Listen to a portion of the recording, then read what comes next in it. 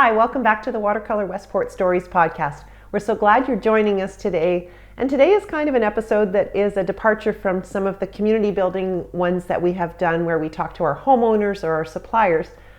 But it's a really important one because you're going to meet someone who has been a trusted advisor to Land Ark homes for decades.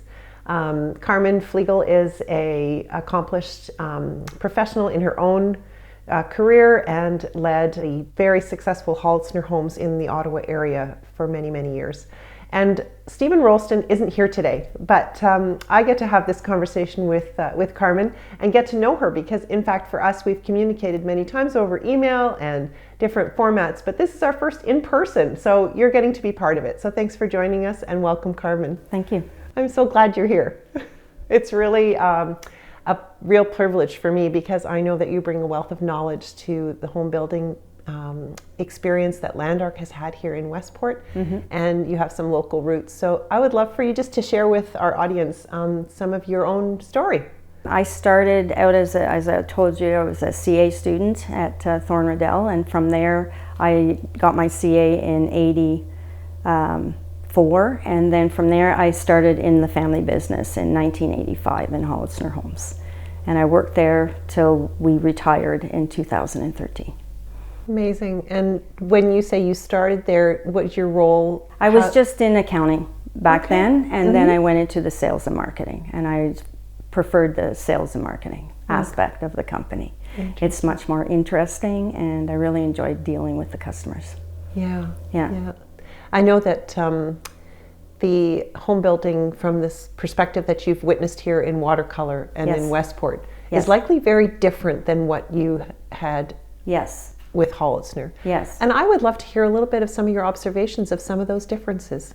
We were more of a suburban builder in Ottawa, so we did a lot of different areas in Ottawa. We've been in Orleans, in Albion Road, mostly the West End, Barrhaven, Stittsville, Canada. And so we were more or less more of a production suburban builder, but a smaller builder than the large production builders.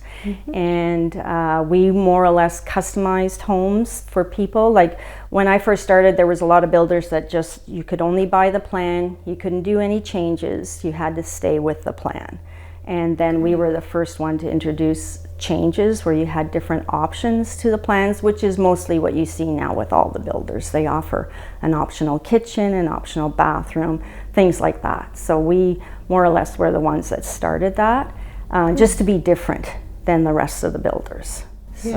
Yeah, it's finding that niche and figuring out a way to stand out. Yeah. It's interesting that you say that because for me to reflect on the idea that making changes to a floor plan is innovation. Yes. You must have a really long view on what other innovations you've seen in home building, and now with what Land Ark is doing, building all net zero ready. Yes. That's yet another stage of innovation. Yes. I'd be curious to hear your comments on that. Well, with Energy Star in Canada, it only started in 2002. So there was either the builder did the basic Energy Star in 2002, or they did more aspects of the Energy Star. And that was another thing that we did different, is we did more than the standard Energy Star requirements, which is sort of like what Steve is doing here with the net zero. He's going well above the standard requirement for Energy Star in Canada, which I think is, to do a net zero house is really a great opportunity. We didn't have that before we retired because it wasn't really something that was actually being talked about at that time. So so he's more or less getting ahead of the game because I don't know exactly which year, but there is a year that the houses in Canada have to be net zero. So So building for the future today. Yes. Yeah. When it comes to the floor plan changes and things, what kinds of customizations and personalizations to homes do you think are the ones that add the greatest value? Because at this point in our journey, we have introduced so many different floor plans, many elevations to make every house unique and personal. And yet there are home buyers who might be watching today who'd be saying, well, which things should I choose to personalize and customize? Where should a home buyer potentially spend the dollars to upgrade an existing plan? Kitchen and the ensuite bath. The main bath is important too, But I'd say the kitchen is the number one focus, because that's where you spend most of your time, and that's where you can get more or less, when you sell your house later, you get the biggest bang for your buck with the kitchen. So the kitchen is very, very important. Yeah. That's one thing we had offered, which Steve sort of offers too with his kitchen designer thing. I think he allows them to customize their plans and what kind of specs they get to have, because you can have a very basic kitchen, but then if you want to have a phenomenal kitchen, you have to upgrade your cabinets, you have to upgrade your countertops, you have to upgrade your appliances, and it's just your fixtures, your lighting, all that kind of stuff, and the layout. You know, a small island or a large island, what do you have on the island? You know, a plug for appliances, it depends. It's like there's a long list of things that you should be looking at when you're doing your kitchen. And everything that you hate about your kitchen right now, remember that you want it changed in your new house. That's very good advice. Yes. Yeah. So make a list. Come with your list. And look see. Look at magazines. Magazines Sure. are really good. I had a very good interior designer, Carol Gunn. She helped me, and we used to. I'd look at other builders. I'd go to different parts of the country to see what other builders were doing, to see what was happening out there, and just and talking to the cabinet company that we used, and just to come up with new ideas. Yeah.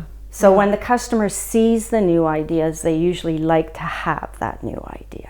So it's better, it's kind of like the builder always has to think of what is the customer expectations, you know, and what they want in their kitchen. So, yeah. And we've tried really, I think, and done well to exceed expectations in the move-in ready homes, where we do showcase various types of cabinets, different color combinations. A lot of the standard features with Land Ark are upgrades with other builders when it comes to quartz countertops everywhere, and soft close drawers, and all the wonderful insides of the drawers that are done a certain way, and the quality of the cabinetry. And we do try to think forwardly on that, but it's good to hear you affirm that that's the right direction to go. Yeah, because it's the efficiency of your kitchen. Like if you talk to an interior designer that helps somebody that actually renovates your kitchen in your home, per se, right? They look at the flow. There's so many feet to this area, so many feet to the fridge. So I find that is very important when you're designing the kitchen layout. You know, the dishwasher location, the fridge location, the stove locations are very key, in the sink. And it's whether you want to sink with a window or whether you want to sink on the island. It depends. It all depends. So many personal choices. Yes. Yeah, just how you live in your home. You know, how you use the space. Yeah, and how you prepare your food.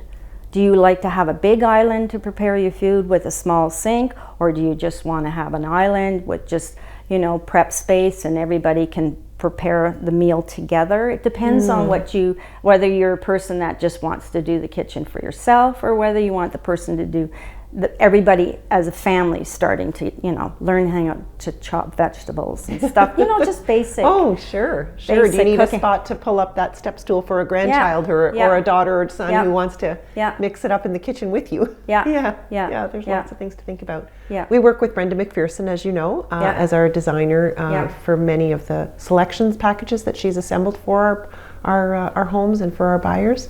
And I feel she does an exceptional job in creating interesting things, so that nothing is cookie cutter, so that things don't feel like everyone's home looks the same and is laid out the same. There's unique sort of features, which is nice.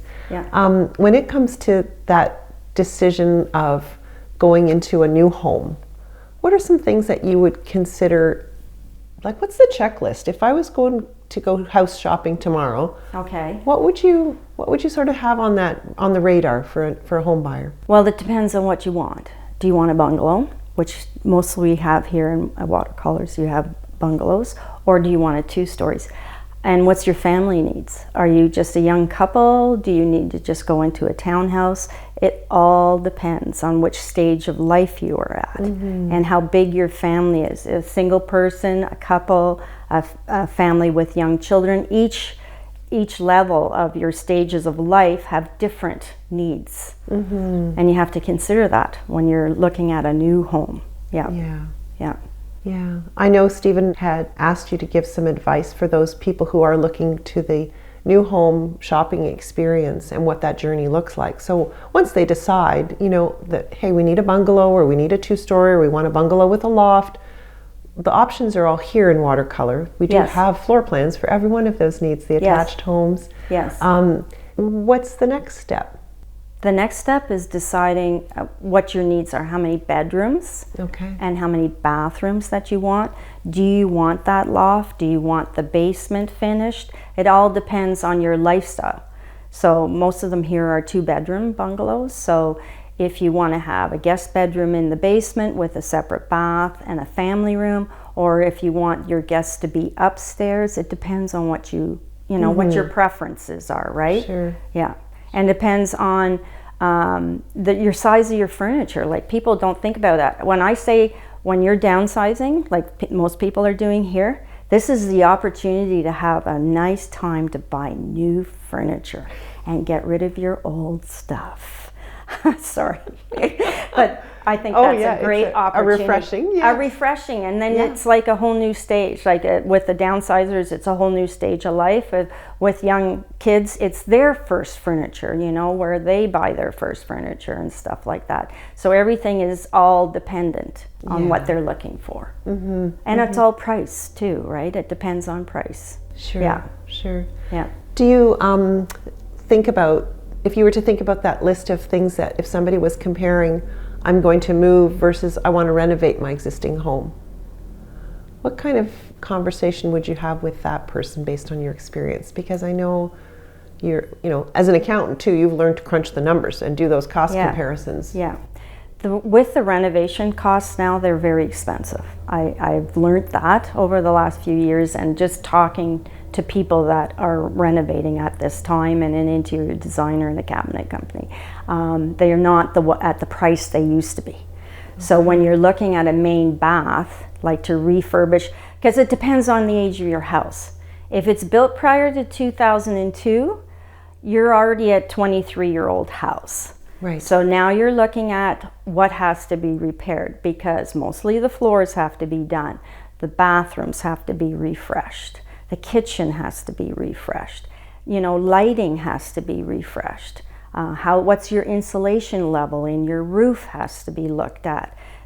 And paint and trim. The trim is not the old colonial boards anymore. It's all changed. So when you're thinking about that, if you do renovate one floor, then you're going to go, well, I'm going to have to renovate the second floor if you have a 2-story, because it really flows in the house. It's kind of hard to just renovate one floor, but then when you look up the stairs into the hallway up above, it looks like the old way. And your carpets are done. Like, everything is done. Your baseboards, like when you're removing your carpets, putting in hardware, new hardwood or laminate or whatever, then you should look at upping your trim. You might be changing your doors. Like, it can get pretty pricey to go to that level. So to renovate, what's sort of a ballpark on, if you were to renovate a kitchen, let's say, what would be a ballpark number of a budget that you think for an average typical kitchen? Okay, so the cabinetries on average start, this is what I was told by the interior designer and the cabinet maker, most people are spending $50,000 just for the cabinetry. Then you got to add the quartz tops, then you got to add new appliances, because appliances only last 10, 12 years now. Right. They're gone. They don't last long, right? No, they're not even manufactured to last that long. They don't even make parts to replace and repair them anymore. It's very different. And it's just like things like your backsplash is probably aged in your kitchen. You might have an arborite top that you want to get rid of and have a nice quartz top. Sure, some other solid surface. And like, it's mostly your appliances are going or gone. And then you have to think your cabinetry, it depends on how much wear and tear has on them, and the efficiency, what storage capacity, pantry level, everything like that you have to look at. Whether you're going to do pull-out drawers, which give you more storage, or doors with pull-out drawers, it's all depending on what you want to see, because kitchens are a lot of storage. And you got to consider the storage factor when you're looking at your kitchen. So 50,000 is a... No, that's the That's base. just the cabinets. Oh no, Okay. the interior designer I talked to last week, she says hers are averaging 100,000 to 200,000, and that's in everything included: new lights, new paint, new cabinets, new covering, and new appliances. So it's not cheap. It's not cheap. So when you buy an older house, especially anything, I would say over 25 years, you could be looking at, electrical issues, plumbing issues, because some houses built in the 60s and 70s and anything prior to the 80s could have asbestos insulation that you don't know about. Aluminum wiring was done in the 70s. In the 60s and that prior to that, you could also have lead pipes in your house, which is totally cancerous in my opinion. So it all depends on how old the house is that you want to renovate. So you got to look at that cost. Yeah. And that's what you have to look at, because a lot of things after 25 years have to go. Just deteriorated beyond they've served their useful life. They served their useful life. We've done one now that we had to replace all the windows. You replace the windows, well, the siding breaks when you take the windows out. So then you're replacing the siding. So then you can do more of an energy efficiency when you replace the siding by putting on the Tyvek to wrap the house. But still, everything, once you open up a wall or you open up or remove a floor, you might find floors aren't even. Everything, you have to consider all that. And then there's the time and energy. You're out of your house. You're going to be renting, because you can't stay in the house when it's renovating. I can tell you that.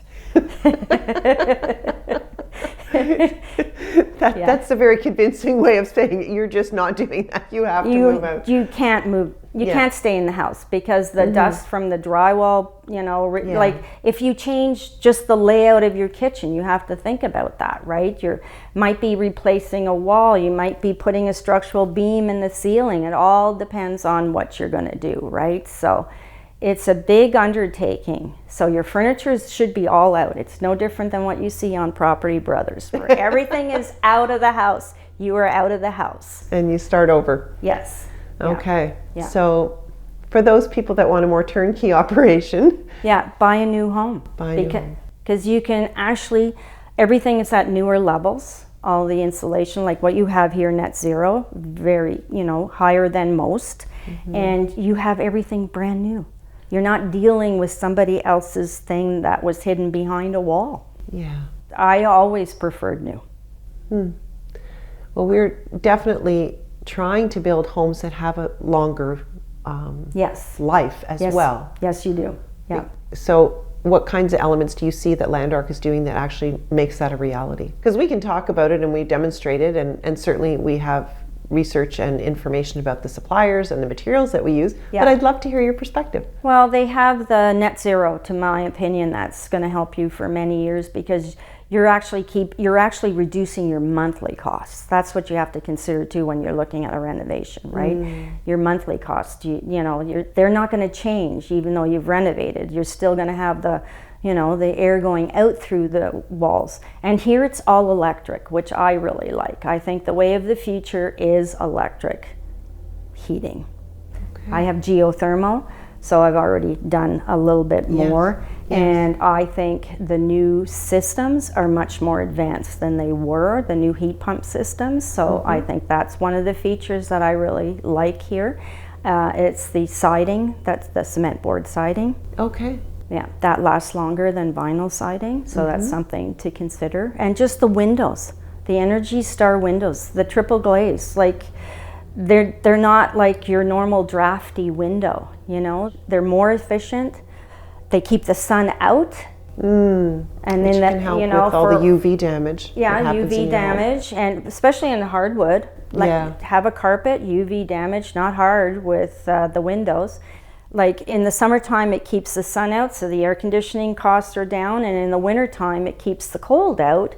And because one thing they have here is large windows. It's true. We have 4 panes of glass right here in this loft. And that makes a huge difference in your house with the larger windows and not the small windows. It gives you a lot more light because we do have like how many months of winter in Canada.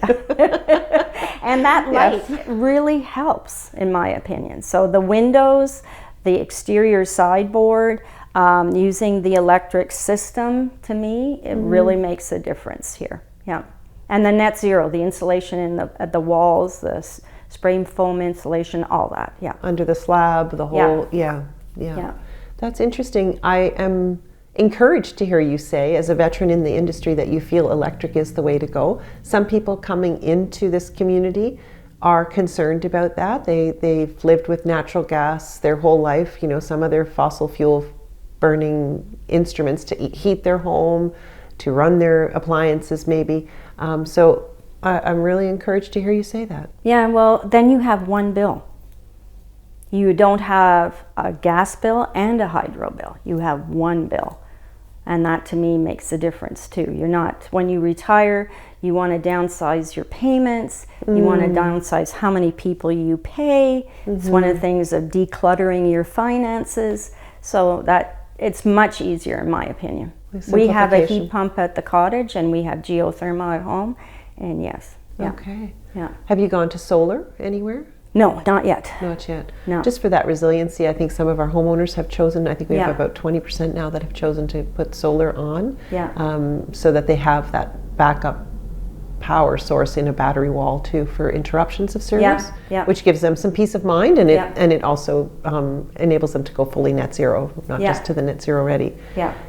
Which is otherwise you have to get either a propane or a natural gas generator, which would be defeating this purpose, right? So exactly. Yeah. When you think about the evolution or the changes that you've seen in community design, I'm sure you've noticed some changes here in watercolor in terms of the choices that have been made of the land plan. It's an old-fashioned land plan where you have walking at work trails. A lot of the subdivisions, there's something about Canada that always irks me. We have so much land, but we are putting houses so close together. Sorry, we know it's a requirement and we have to get used to it. But it's like, where do you walk? Right. Where can you go on a trail? Where's your green space? That's really hard to find, is green space. And that's what you have as an opportunity here. You have green space. You have more or less what the older subdivisions had, walking trails where people could walk their dogs, meet their neighbors, stuff like that. And most of the new subdivisions, you're walking on your street, you're walking on a sidewalk, but there's no green spaces. And in many cases, there's no sidewalks. Yeah, a lot of them, and the streets are much more narrower. Streets are so narrow. I know I've been in a subdivision in our community nearby to Ottawa. It's a newer one, and you feel just so trapped in without the access to anything that you feel safe to walk on. And in the winter, it gets even worse. As the roads, anyway. Wow. Okay. Because finding green space and walking trails and walking areas, and being in Westport, you can walk everywhere. That's another thing about their location here, is you can walk everywhere. You don't need to take your car out of the laneway, you know what I mean? So it's something different. This location is different for that. Whereas other locations, you have to drive everywhere. I think Stephen's vision was to build that sort of community that could really just be so blessed to have this historic village. Within, we are part of the village, so but to have all of the amenities that you wouldn't wait another generation for them to be available to you as a home buyer. Oftentimes you're put in a suburb that is disconnected from all the services that you need, and is driving everywhere. Do you think that from a home buyer journey, when they're coming to Westport, what are some of the adjustments that you think people should consider in terms of moving to a smaller community in this area? I know you're familiar with the area. So, it's kind of hard for me to say because I've known this area since 1974, so it's a long time. That is a long time. My parents have had a cottage on Bob's Lake for so many years, so we've always come to Westport because it's closer than Perth, right? It's closer. And it has a grocery store. That grocery store has been around for a long time. So I just find it's the small town. It's like when we were building in Ottawa, we built always in the suburbs, and some of them were small towns. Like Canada was very small when we built there. Stittsville was very small when we built there. Barrhaven was really nothing when we built there. Wow. So it's like going into that, where you're going more into a town, a little village, instead of a big suburban area that, you know, big box stores and all that. So everything does evolve over time, but this is more if you want more of a community and more of a, I guess, quiet, you know, calming kind of, yeah. Yeah, people do talk about experiencing calm and the proximity to the water, being able to walk to a harbor front. Yeah, and sit in one of the chairs and look at the big Rideau. You can't get any better than that. Because you're having your cottage where you can actually access the water, you know, and you're more or less having that cottage experience instead of owning a cottage, but you're in proximity of a very big lake. It is a big lake, and the boating opportunities that are here as well, connected to the whole Rideau Canal system, give you lots of opportunities. And then Sand Lake, the beach is really pleasant. People love going to swim there and kayak, and a little quieter experience. And then you have the trails on the top of the hill. I can't remember the name, but at Foley Mountain. Foley Mountain, like where would you get that? You wouldn't get that anywhere else. You know, it's just stuff like that. Nature trails, nature trails on site, nature trails not close by. Like that's totally different experiences than what you would get in a big city, you know, or a suburban area. So, It's a unique combination of being kind of a destination lifestyle community. Yes. Where you do have your home and cottage in one as an opportunity to be proximity to all these wonderful things. But then also just that your home becomes the gathering point.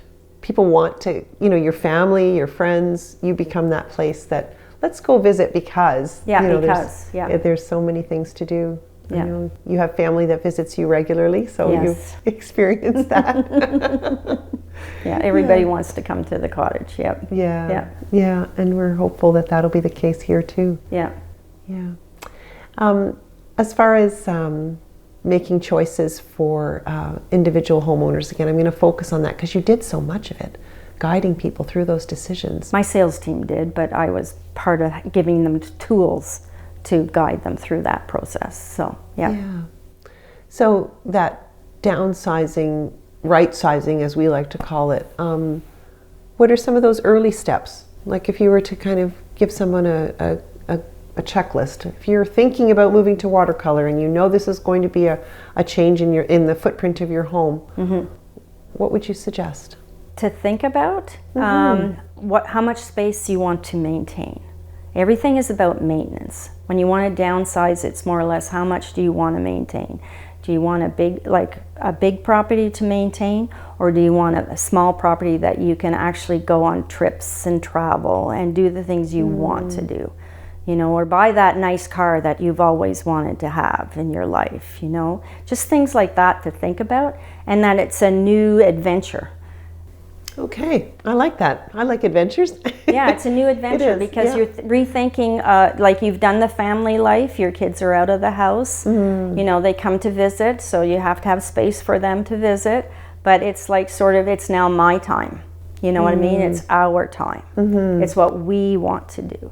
So that's the way I look at it when you're downsizing, is what do you want to do? Do you want to be, you know, constantly out cutting the grass and doing that? Or do you want to be, you know, just in a smaller lawn and a smaller upkeep and a smaller house to look after and just, do the things you want to do. The reason you retired in the first place, you know, to travel and do the things you want to do. So maintenance is a big factor. So maintenance, monthly costs. Some people, you know, it's their monthly costs. Take some equity out of your old home and put it, you know. Put it to other uses. You know, if you're able to do that. Just to think of what your lifestyle you want to have. Right. What are your health needs? Stuff like that. And your finances is probably one of the biggest things too. What do you want to pay every month? You know, because you are now retired. You're not working. So, you know, you have to think of your income level and stuff like that. That's the way I look at it. so true. The practical realities, people do need to start at that point and then go further down the journey. We try to simplify it and make it easy for people to make the choice to move to watercolor by making the decisions with the move-in ready homes and having extra value in those homes so that they have even more appeal than they even would have normally, which they're beautiful homes, and so there's no compromise there that you're making. You're actually getting more value for your investment. But it's the process. So that first step, just think about what you really want to do, how you want your life to unfold, and then go from there. And what stage you're in your life too, right? Sure. We are trying, and we have some people who live in the community who are able to work from home. And it's the question is, if you could work from anywhere, why wouldn't you work from here? Because it's beautiful, surrounded by nature, and you can access major centers pretty easily from Westport, actually. You're an hour from Kingston and 20 minutes or 20 to 30 minutes to Perth, so you're pretty close to major centers. So if you want your Costco, you're an hour away. It's in Kingston. It's like 45 minutes or whatever. If you need the big box experience for whatever reason, you can get it. But also commuting for to catch the train or get on a plane to go somewhere. If you have to travel for business, it can happen here easily, which is really nice as well. A great feature. I really appreciate all the insights that you've shared. I think one last thing I'd be curious to hear is, we often speak at Land Ark and to our potential buyers about the more and better value that's in a Land Ark home. And you've probably looked at that list with Stephen regularly to evaluate whether or not those the bigger lot, the better finishes on the inside, all of those aspects. Do you think there's any other builder doing it the same as Land Ark?